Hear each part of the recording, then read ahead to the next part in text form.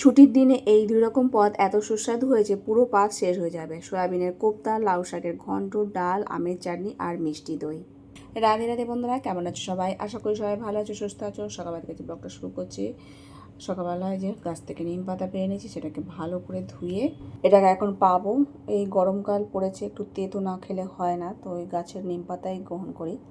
আর কাল রাত্রে অনেকগুলো বাসন পড়েছিল, তো সব কটা বাসন মাজা হয়নি, কিছুটা মেজে রেখে দিয়েছিলাম আর কিছুটা এখন সকালে মেজে তবেই রান্নাঘরে রান্না করব। আজকে ছুটি আছে সকলেরই, রবিবার।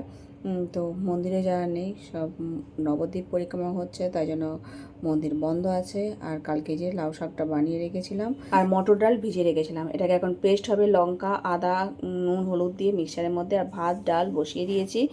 আলু বানিয়ে নিয়েছি লাউ শাকের জন্য, আর একটু উচ্ছে ভাজি, কড়াতে সর্ষের তেল দিয়ে কালো জিরে ফোড়ন দিয়ে আর এই আলুটা আর কাঁচা লঙ্কা চিড়ে ভেজে নেবো। তারপর লাউ শাকটা ওর মধ্যে দিয়ে একটু হেলানো মতো করে নেবো।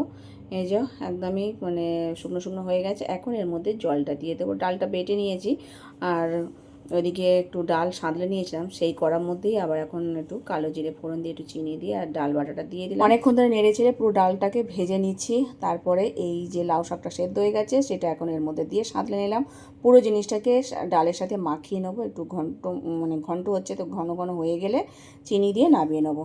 আর এটা হচ্ছে আজকে করব সয়াবিনের কোপ্তা। সয়াবিনকে সেদ্ধ করে আর মিক্সচারে পেস্ট করে নিয়েছি। নুন, হলুদ, আদা, কাঁচা লঙ্কা সব এর মধ্যে দিয়ে পেস্ট হয়েছে।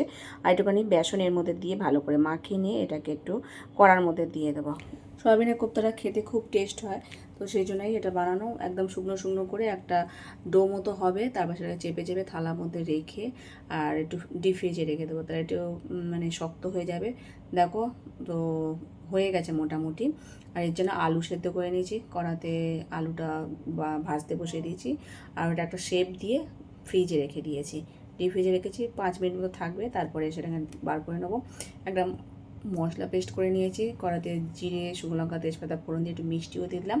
এই যে টমেটো বাটা, কাঁচা লঙ্কা, আদা, আর মধ্যে একটুখানি বাদাম, টক দই সব দেওয়া আছে মশলাটার মধ্যে। দেখো বার করে নিই, পিস পিস করে নিলাম, তারপর চৌকো চৌকো করে ভেজে নিয়েছি। যেমন ইচ্ছা শেপ দিতে পারো, আমি চৌকো চৌকো করে করলাম। এপিট ওপিট করে ভেজে নেওয়া প্রত্যেকটা। এটাকে কোপ্তা বলতে পারো বা সয়াবিনের ধোকাও বলতে পারো। মশলা দেখো ভাজা ভাজা হচ্ছে, আস্তে আস্তে করে দিয়ে ভাজে, তেল ছাড়লে তারপরে ওর মধ্যে আলুটা দিয়ে দেবো। এপিট ওপিট করে এটাকেও ভেজে লাল করে তুলে নিচ্ছি। প্রত্যেকটা ভাজা হয়ে গেছে, তারপরে মশলার মধ্যে জল দিয়ে আর ফুটিয়ে নিয়েছিলাম। এখন এই কোপ্তাগুলো দিয়ে দিলাম, একটু কড়াইশুঁটি দিয়েছিলাম, গরম মশলা, একটু ঘি দিয়ে নামিয়ে নিয়েছি। দুবেলার জন্য করে একটু আলাদা করে রেখেছিলাম। একটু আমের চাটনি করেছি, মিষ্টি দই দিয়ে ভগবানকে সেবা দিয়েছিলাম। এদিকে উচ্ছে ভাজা, শশা এসব দিয়ে সেবাতে হয়ে গেছে। আজকে ছুটি, তো এই দুই রকম পদ মানে মুখে লেগে থাকার মতো এত সুস্বাদু। প্রথমে তো উচ্ছে ভাজা দিয়ে খাওয়া হলো, তারপরে এই লাউ শাকের ঘন্ট। আমাদের সব থেকে বেশি প্রিয় লাউ শাকের ঘন্ট, আর তার মধ্যে কোপ্তা বাচ্চারা প্রচণ্ড ভালোবাসে। আর এক থালা ভাত এতেই খাওয়া হয়ে যাবে, এত সুস্বাদু হয়েছিল। তোমরাও বাড়িতে একবার ট্রাই করে দেখো।